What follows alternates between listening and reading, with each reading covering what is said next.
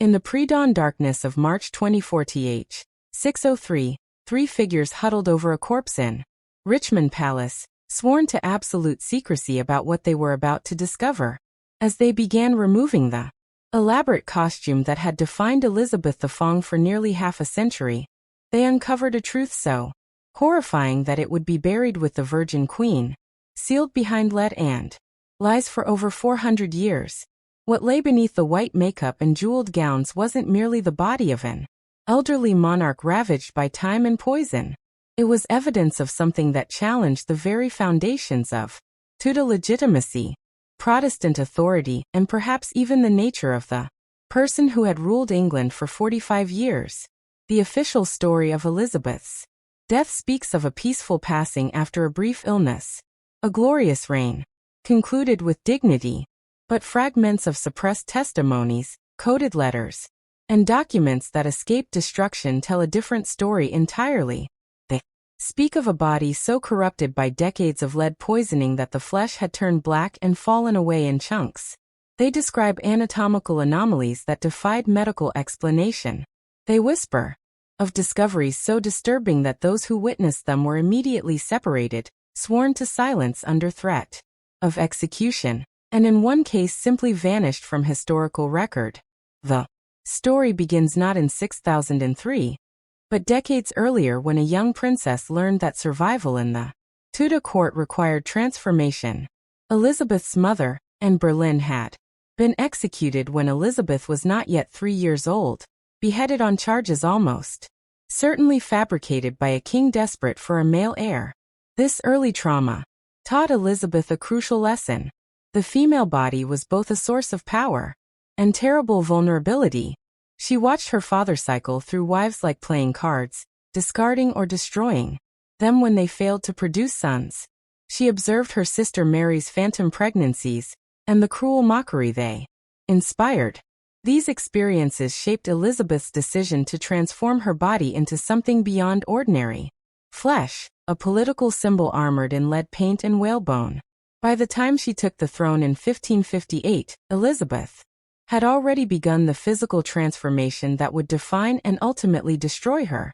The white lead makeup known as Venetian Susie was applied daily in layers so thick that observers noted her face looked like a mask. This wasn't mere vanity. It was political theater. The pale complexion symbolized virginity, purity, and by extension, England's uncorrupted Protestant virtue standing against Catholic Europe. But the lead seeped through her skin, accumulating in her bones and organs, causing a slow poisoning that would manifest in increasingly horrific ways. The corsets Elizabeth wore were extreme even by Tudor standards, reinforced with whalebone, steel, and sometimes wood. They were laced so tightly that servants had to brace their feet against the queen's back to achieve the desired silhouette. The pressure exceeded 80 pounds per square and at certain points, enough to crack ribs, displace organs, and over decades, permanently deform the skeleton. Elizabeth wore these devices up to 16 hours daily for over 40 years. Medical analysis of similar surviving garments shows they would have compressed the lungs, displaced the liver, and caused chronic oxygen deprivation affecting every system in her body. The virgin persona Elizabeth cultivated served multiple purposes. Politically, it allowed her to remain unmarried and retain power that would have automatically transferred to her husband. But there may have been deeper reasons. Throughout her 20s and 30s, when pressure to marry was most intense, Elizabeth spoke of an unspecified impediment that made marriage impossible. Contemporary observers speculated about everything from childhood trauma to physical deformity. The truth hidden beneath layers of clothing and cosmetics would only be revealed in death. As the years passed, the toll of Elizabeth's toxic beauty regime became increasingly evident. The lead makeup was destroying her skin, creating deep pock marks and patches of blue-black discoloration. Her teeth blackened and fell out, a classic sign of lead poisoning. She attempted to hide by speaking with her hand over her mouth. Her hair thinned and fell out in patches, necessitating increasingly elaborate wigs. Beneath the magnificent gowns, her skin developed weeping sores that refused to heal, infected by the toxic dyes in her clothing and the constant pressure of her corsets. The irony was crushing. The very substances meant to preserve Elizabeth's image of eternal youth were destroying her from the outside in. Mercury-based cosmetics, used to treat blemishes, caused neurological damage. Belladonna drops that made her eyes appear larger slowly damaged her vision. She had become trapped in a toxic cycle, needing more makeup to cover the damage caused by makeup, each layer adding to the poison accumulating in her system. By the 1590s, Elizabeth's public appearances had become elaborate theatrical productions. She would spend 4 hours being dressed, painted, and wigged. Courtiers were kept at careful distances, close enough to be impressed by the overall effect, but not so close as to see through the illusion. Refused to look in mirrors, ordering them removed from her presence. The Virgin Queen had become a character. Elizabeth performed, the real woman buried beneath layers of fabric, lead, and deception. Court physicians' carefully worded records paint a picture of a woman in constant physical distress. They describe treatments for mysterious swellings, applications of leeches, and regular administration of purgatives for corruption of the blood. One physician writing in Latin in a private journal described finding aberrations of nature that defy God's design when treating an abscess on her chest in 1592. He noted tissue showing signs of unnatural configuration, and observed that the Queen's body seemed to possess characteristics of both Adam and Eve. The final decade of Elizabeth's life saw a dramatic acceleration of her decline. After a violent illness in 1593, she experienced episodes where she would forget where she was, speaking to people who weren't there, including her long-dead mother. These episodes, likely symptoms of lead-induced encephalopathy, were carefully hidden from public view. The Privy Council developed a system of doubles for public appearances when the Queen was indisposed from a distance, dressed in the Queen's costumes. These substitutes maintained the illusion of royal presence.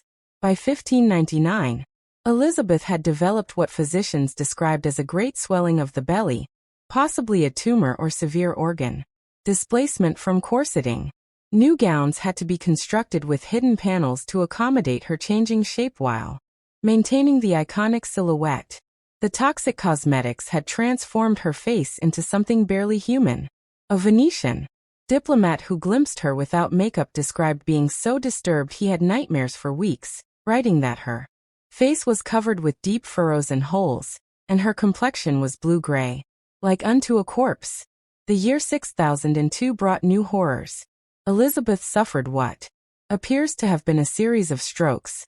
Her speech became slurred. She showed weakness on her left side. And most humiliatingly, she began losing control of bodily functions. Special garments were designed to hide these episodes. She would be dressed, painted, and positioned for public appearances like a puppet with handlers ready to support her if she faltered. By winter of 600263, Elizabeth was essentially a living corpse. She developed what physicians called putrid ulcers on her legs that emitted such a foul odor that servants burned herbs constantly to make the royal chambers bearable. These ulcers had turned gangrenous, the flesh literally rotting while she still lived.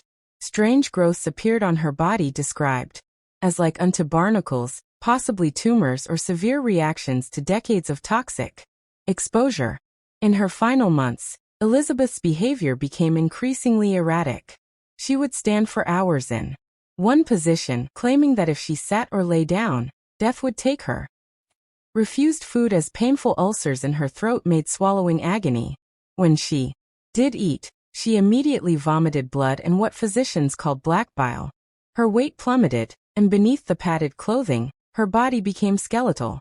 The most closely guarded secret of these final weeks was the discovery of what physicians referred to in coded Latin as monstrum in corpore, a monster in the body. A growth near her left breast the size of a goose egg, purple-black with visible veins that pulsed independently. When lanced it bled black blood with a metallic smell. Some speculated it was cancer, others a parasitic growth.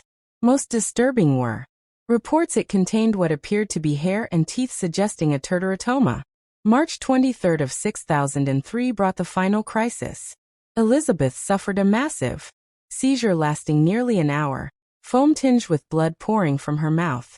When it ended, she lay still for so long many believed she had died. Then in a moment of terrible clarity she whispered to Robert Cecilio, "I am tied with a chain of iron about my neck. The case is altered with me." The Queen's final hours remain shrouded in mystery. Some accounts describe her body contorting into impossible positions. Others speak of strange sounds emanating from within her. Dr. Richard Manningham, present at the death, later wrote, "The skin did seem to move of its own accord, as if creatures crawled beneath." When death finally came, it was not the peaceful passing of a Christian soul, but the violent expulsion of something desperately clinging to life. Death was recorded at 3 o'clock in the morning, March 24, 16003. What happened immediately after would become one of history's most closely guarded secrets. The body was wrapped in cerecloth before rigor mortis set in, placed in a lead coffin, immediately solid shut. No death mask was made. No lying in state permitted. The witnesses were sworn to silence under threat of execution. The preparation of the body was conducted by only 3 people: Dr. Manningham, Lady Helena Schneickenborg, and an unnamed minister. What they discovered beneath the layers of clothing and cosmetics necessitated one of history's most comprehensive cover-ups. The removal of the Queen's garments revealed fabric fused with skin through dried blood and pus. The corset had embedded itself into her flesh. The whalebone stays lodged against her ribs. When removed, it pulled away chunks of necrotized tissue. The shape of her rib cage had been permanently deformed by tight lacing. The lower ribs were compressed inward and upward, displacing internal organs. Her liver had been pushed into her chest cavity, her stomach compressed to a fraction of normal size.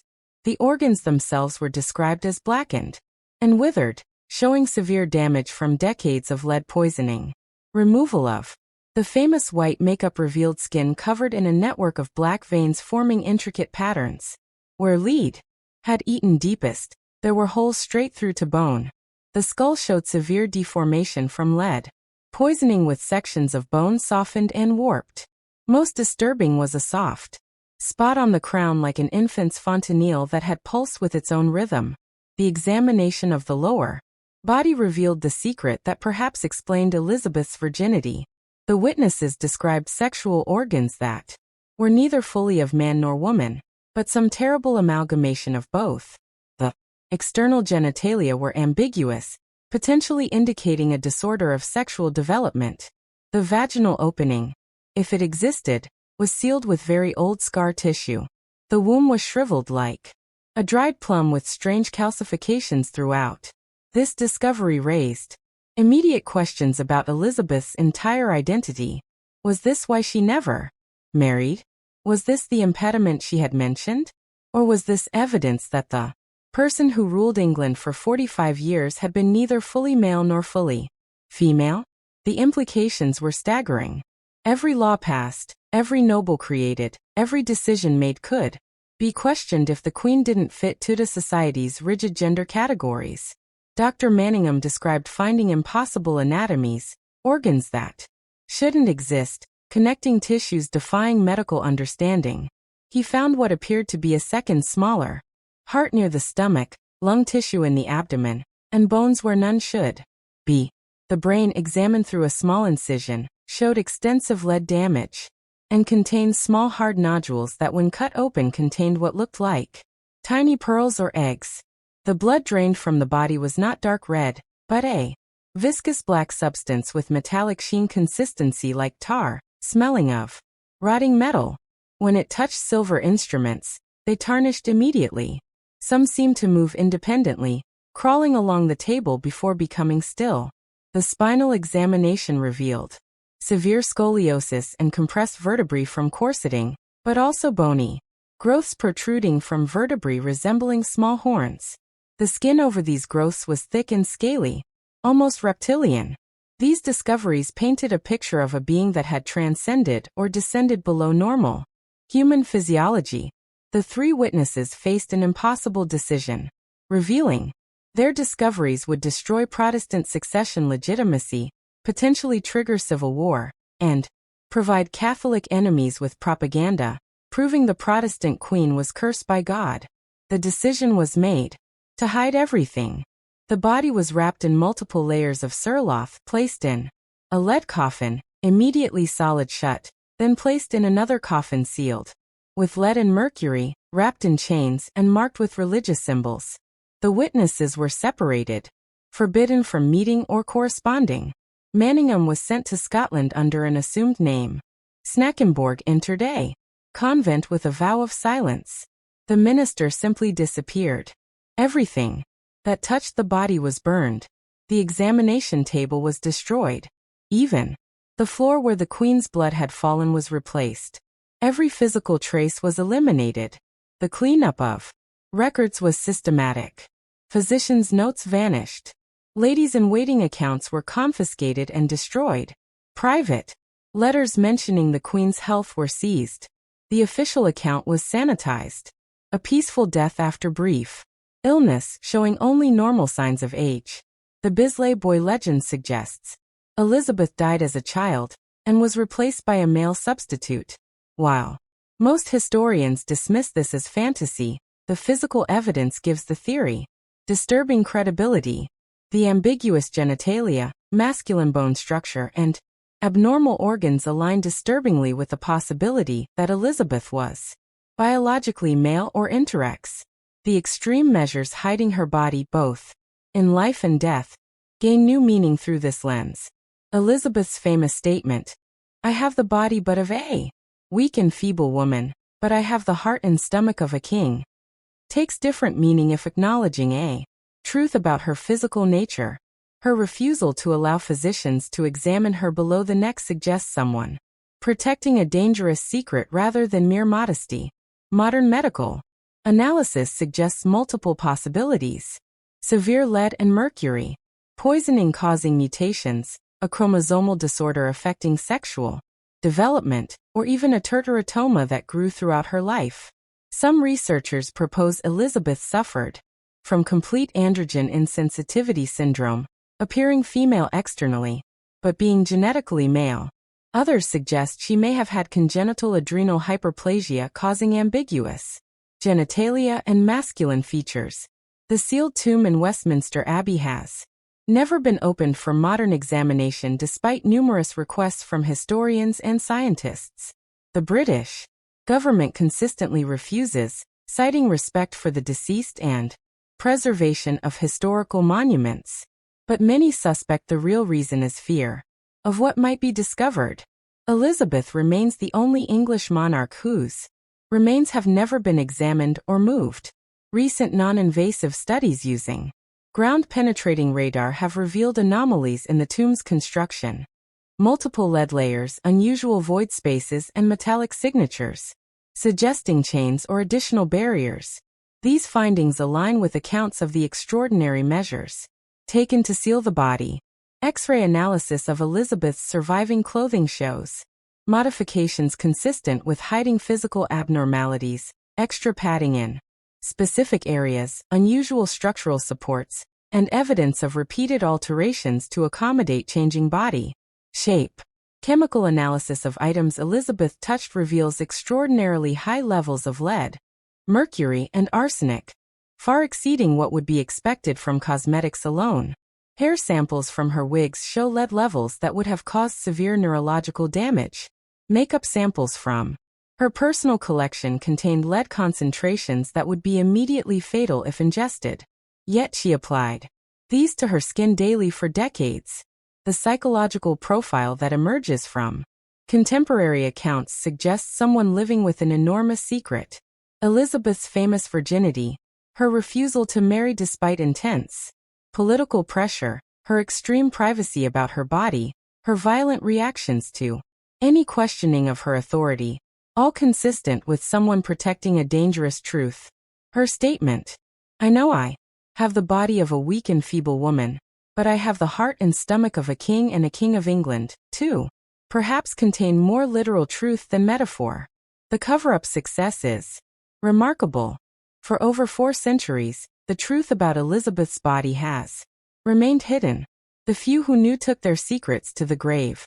Documents were destroyed, witnesses silenced, and a sanitized version of history was written. The Virgin Queen became a symbol of English greatness. Her image carefully curated to inspire rather than horrify. But fragments of truth survived. Lady Snackenborg's encrypted journal, decoded only in the 20th century, speaks of seeing not the body of our late queen but something that wore her shape as a disguise. Dr. Manningham's medical writings reference conditions that should not be possible in God's creation. The unnamed minister left only a cryptic note in his Bible. I have seen proof that the devil can wear a crown. God forgive us for what we have hidden. The implications extend beyond Elizabeth herself. If the person who ruled England for 45 years was not what they seemed, what does this mean for the legitimacy of every decision made during that reign? The establishment of Protestantism in England, the defeat of the Spanish Armada, the foundations of the British Empire, all accomplished by someone whose very identity may have been a lie. The mystery deepens when examining Elizabeth's relationships. Robert Dudley, Earl of Leicester, and her closest companion once remarked she had a secret that would shake the very foundations of Christendom. Mary, Queen of Scots, wrote that Elizabeth was less than a woman, more than a woman, something between and beyond. These statements, long dismissed as political rhetoric, gain new significance in light of the physical discoveries. Financial records from Elizabeth's household show unusual expenditures. Payments to special tailor for garments of unique construction, purchases of excessive cloth, regular payments to craftsmen specializing in devices for the adjustment of the human form. These could refer to normal royal extravagance or document the creation of elaborate disguises. The response of foreign ambassadors provides additional clues. Many commented on Elizabeth's unusual height, broad shoulders, deep voice, and masculine mannerisms. The Spanish ambassador wrote that Elizabeth had the bearing of a man in woman's clothing. The French envoy noted her hands like a stone cutter's and stride like a soldier's. These observations, filtered through diplomatic courtesy, suggest physical characteristics that stood out even in an era of different beauty standards. Elizabeth's own writings reveal someone struggling with identity. Her poetry speaks of masks, disguises, and hidden truths. She wrote, "I am not what I appear to be. The face you see is not truly me.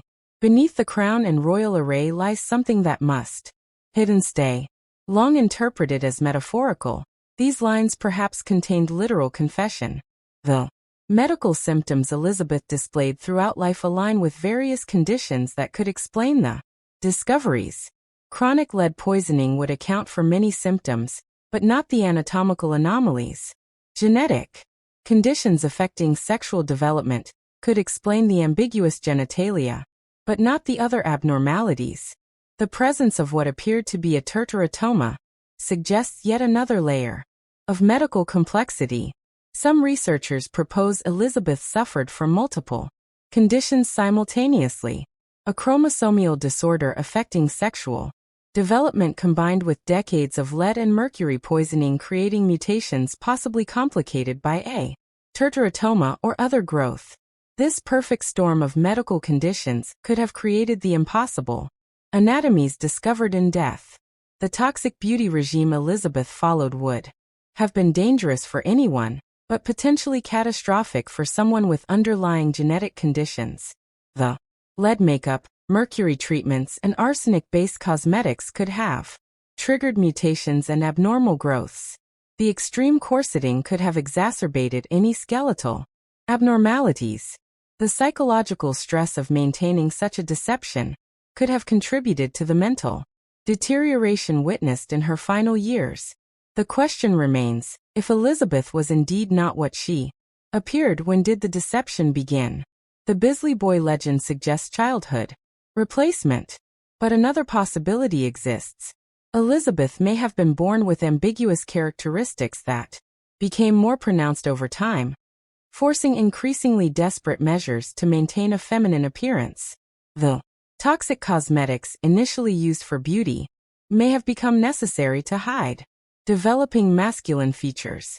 The succession to James V of Scotland was remarkably smooth, suggesting powerful forces were determined to prevent any questioning of Elizabeth's legitimacy that might destabilize the transfer of power. James himself may have been informed of certain truths, explaining his immediate order that Elizabeth's tomb never be disturbed. The new king's first acts included destroying many documents from Elizabeth's reign and pensioning off her closest servants with strict silence agreements. The Catholic Church's unusual silence about Elizabeth after her death is noteworthy. Despite decades of calling her a heretic and bastard, Catholic propagandists made surprisingly little of her death. Some historians suggest a deal was struck. Silence about Elizabeth's physical state, in exchange for greater tolerance of Catholics under James. If true, this implies the Church knew something that even they considered too dangerous to reveal. Modern forensic techniques could definitively answer these questions, but Elizabeth's tomb remains sealed. Proposals for examination have been rejected repeatedly. The official reason is preserving historical integrity, but many suspect the real fear is what might be discovered.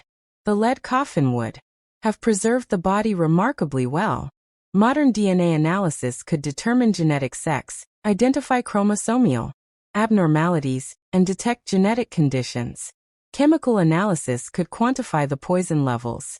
Skeletal examination could confirm the deformities. Until such examination occurs, we have only fragments. Testimonies from those who risked everything to record what they saw. Physical evidence from surviving artifacts and the telling gaps in official records. These fragments paint a picture of a person who transcended or defied conventional categorization, who maintained an impossible deception. Through will, poison, and the complicity of those who understood that sometimes truth is too dangerous to reveal. The story of Elizabeth I's body is ultimately about the price of power and the lengths to which individuals and institutions will go to maintain foundational myths. The Virgin Queen who embodied English Protestant virtue may have been neither virgin nor queen, nor even conventionally human by the end. The body that symbolized national identity was itself a lie, corrupted and transformed by the very efforts to preserve it. What lies sealed in Westminster Abbey is not just the remains of a monarch, but evidence of one of history's greatest deceptions. The woman celebrated for saying, "I have the body, but of a weak and feeble woman," may have had a body that was anything but. The queen who refused to marry, citing a mysterious impediment, may have been protecting a secret that would have destroyed not just her reign, but the entire legitimacy of the English state. The toxic transformation of Elizabeth Tudor from flesh and blood person to symbolic icon came at a terrible physical cost. The lead slowly poisoned her. The mercury drove her mad. The arsenic ate away at her flesh. The corsets deformed her skeleton. The clothing hid increasingly horrific mutations. By the end, what remained was barely human, a grotesque parody of femininity, held together by will and cosmetics. A monster wearing the mask of a queen. But perhaps most disturbing is not what Elizabeth became, but what her transformation reveals about power itself. The body of the monarch, supposedly divine and inviolate, was actually corrupt, poisoned, possibly fraudulent. The Virgin Queen, who symbolized purity, was hiding decay and deformity. The Protestant icon may have been evidence of divine curse rather than blessing. These contradictions were known, documented, and deliberately hidden because revealing them would have destroyed the careful fiction upon which government rested. The three witnesses to the truth, Dr. Manningham, Lady Snakenborg, and the unnamed minister, carried their burden to their graves. They had seen something that challenged their understanding of nature, divinity, and sovereignty. They chose silence over truth, stability over revelation. Their decisions shaped 4 centuries of history, allowing the myth of Gloriana to flourish while the reality rotted in a lead-sealed tomb. Today, Elizabetha remains entombed in Westminster Abbey, her secrets protected by layers of lead, law, and legend. The Virgin Queen has become so integral to English national identity that revealing the truth about her body would be traumatic even now. The woman who declared, "I have no desire to make windows into men's souls," has had the window into her own physical reality permanently shuttered. The mystery endures because it must. Some truths are too dangerous to reveal. Some myths too necessary to dispel. Elizabeth understood this better than anyone, transforming her body into a political statement that outlasted her physical form. She became immortal not despite her body's corruption, but because of it, the ultimate transformation of weak flesh into enduring symbol. As we close this investigation into one of history's most disturbing secrets, we're left with questions that may never be answered. Was Elizabeth fine who she claimed to be? What was the true nature of the body hidden beneath the lead paint and royal regalia? What discovery was so terrible that it required the complete erasure of evidence and testimony? The answers lie sealed in Westminster Abbey, protected by centuries of silence and the understanding that some secrets are better left buried. The terrifying secret of the Virgin Queen, finally exposed after 400 years, is not a single revelation but a cascading series of horrors. A body destroyed by toxic cosmetics, a skeleton deformed by clothing, organs that shouldn't exist, blood that defied nature, sexual characteristics that challenged binary understanding, and overarching all, the possibility that the person who ruled England for 45 years was not Elizabeth Tudor at all, but someone or something else entirely. This is the price of myth-making, the cost of maintaining illusions of power. Elizabeth sacrificed her body to become a symbol, and in death, that body threatened to destroy everything she had built. The secret was buried with her, sealed in lead and silence, a truth too terrible for Tudor England to face. 400 years later, it remains too terrible still. The Virgin Queen endures as legend precisely because the reality of what she became or what she always was must never be fully known. In the end, perhaps Elizabeth's greatest achievement was not defeating the Spanish Armada or establishing England as a world power, but successfully hiding the truth about her own body for over 4 centuries. She controlled her image so completely that even in death, even as her corpse revealed impossible horrors, she managed to ensure those revelations would be suppressed. The Virgin Queen's final victory was over truth itself. The tomb in Westminster Abbey stands as a monument not just to Elizabeth V, but to the power of secrets, the necessity of myths, and the terrible price of maintaining illusions.